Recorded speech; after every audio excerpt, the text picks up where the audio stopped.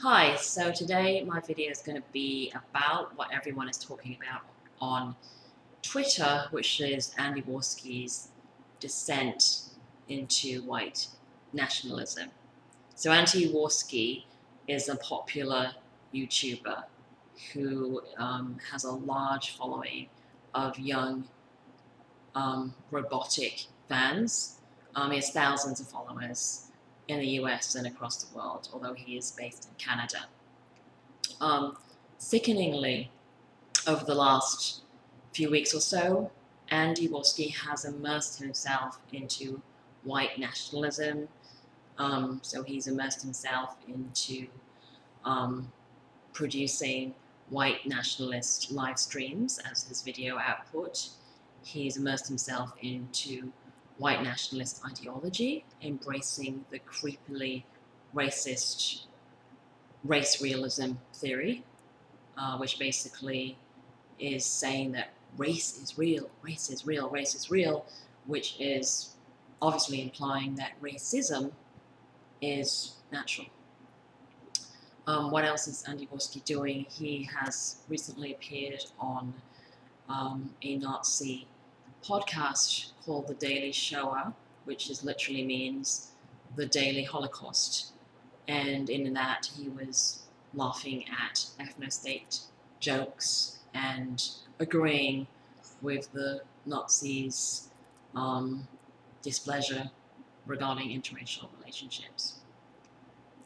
And not surprisingly, Warski is now being celebrated by the infamous Nazi newspaper, the Daily Stormer. And believe me, when you're celebrated by that kind of paper, you obviously are going to be pretty serious right-wing extremist. So another thing I just wanted to briefly touch on is the fact that Andy Warski is legitimizing and normalizing white supremacy to his thousands of fans. Now, obviously, a lot of them already are that way inclined, but some of them were no way as extreme as that. And one of the things I worry about is that these kind of people could easily descend into neo-Nazism and extremism and maybe even violence. Just wanted to give a quote to illustrate the fact that this is a real concern.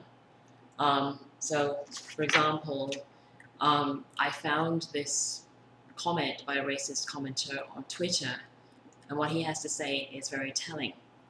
So he says, liberals whine about giving Nazis a platform, and their right to worry.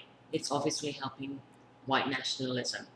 This hit me after watching Warski laughing along and making ethno-state jokes. It's hard to be anti-white when you become friends with pro-whites. We are going to win. So that just, I think, illustrates very well the concern that someone like Warski, with his huge social media influence among people who are very young, a lot of them are not particularly bright, they don't have much integrity or emotional maturity, and these are the kind of people that could,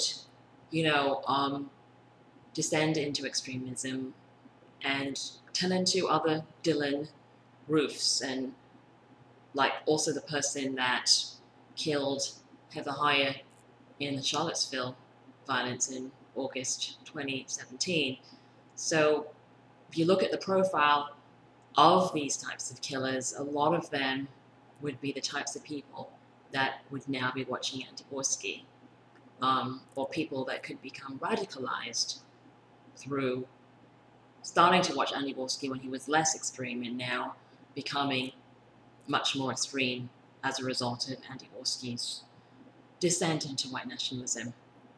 And I'd just like to end by saying that Andy Warski is a person that should be of interest to all hate watch groups, such as the Southern Poverty Law Center, and basically anti-hate groups, anti-fascist groups, and anti-racist groups worldwide. He is a person that is definitely of interest, and these kind of institutions would do well to keep an eye on him. So that's the end of the video. Thanks for listening, and bye.